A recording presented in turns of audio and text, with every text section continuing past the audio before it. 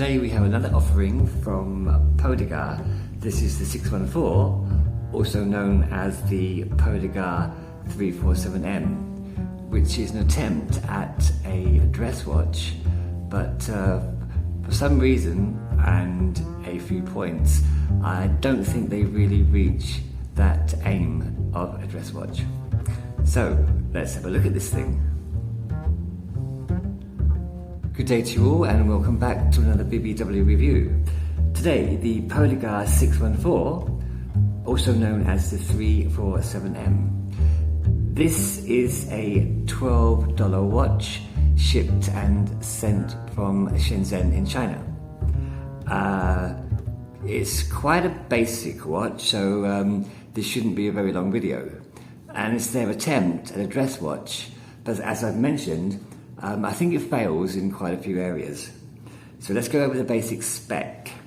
You have a 39mm dial with a 46.5mm lug to lug, so quite compact, with the base to the flat mineral crystal on top is just 10mm. So the dimensions do fit those of a dress watch.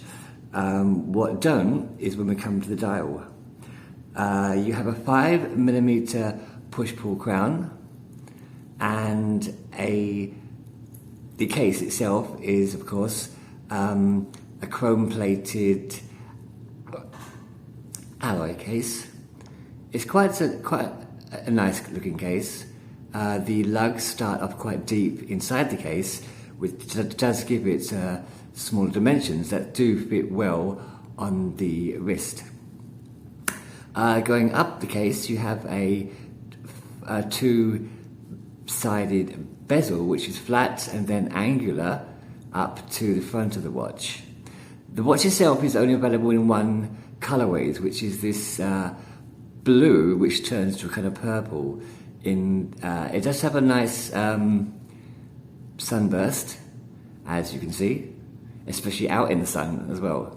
So the dial itself is quite nice looking, apart from what's actually on the dial, which I don't like. So let's go through the main features. You have applied indices on the even numbers, the 12, 2, 4, 6, 8 and 10, which are Roman numerals. Also applied are these fake diamonds on the odd numbers, the 1, 3, 5, 7, 9 and 11. Above the applied indices, you have these little dots, which are meant to be loomed dots, although the loom on a $12 watch is never going to be good. And in between the numerals and the applied fake diamonds, you have small buttons for the minutes. What else do you have? You have at the 3 o'clock. They haven't made the applied indices smaller, but they have added a day date, which is bordered in metal, which is quite nice, and it's very legible. The hands are very typical of Chinese brands, where they'll put loom down these silver hands, and in some lights, all you can actually see is the loom itself. For example, let's see, try and catch it. There, in some instances, you can only see part of the hour hand and part of the minute hand. So if they'd made both hands completely white, it would have been more legible. But as it is, it's not the easiest watch to read, and therefore takes it out of the role of a pure dress watch.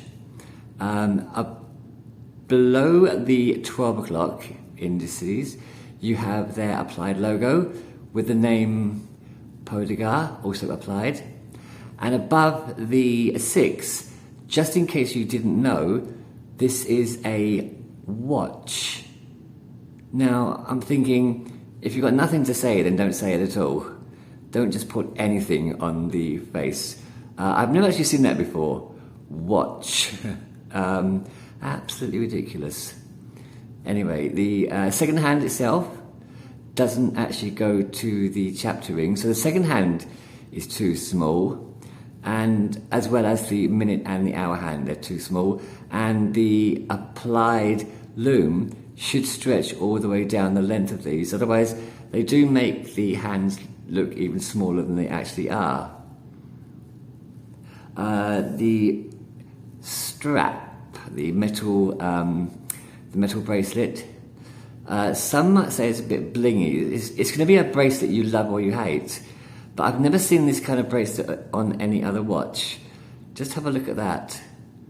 These kind of studded. It looks like something that would be on the front of a leather backing.